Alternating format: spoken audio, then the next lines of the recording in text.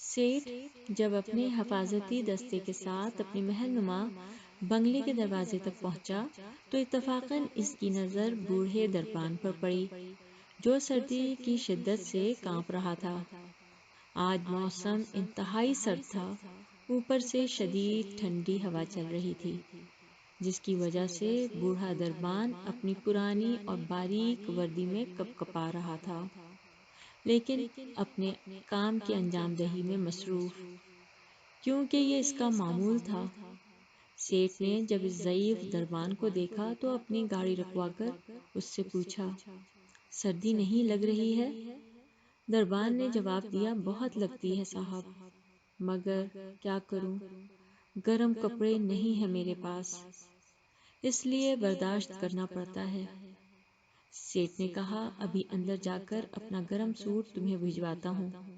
یہ سن کر دربان نے اظہار تشکر کے اس کو سلیوٹ کیا۔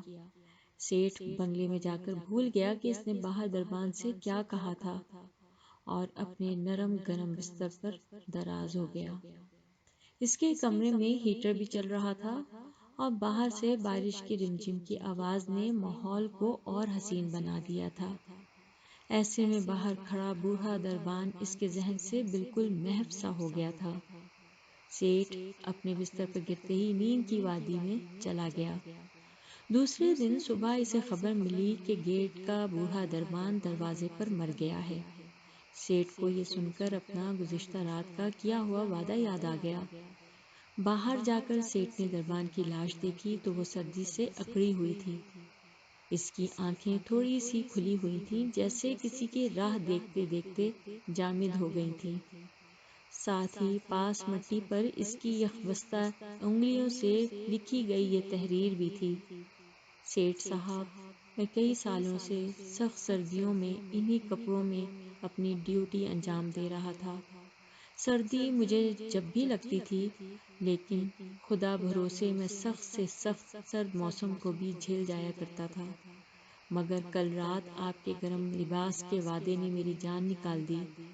میں آپ کے گرم کپڑے کے انتظار میں ہی رہا اور اپنی توجہ خدا سے ہٹا کر آپ کے وعدے کی طرف کر لی تھی۔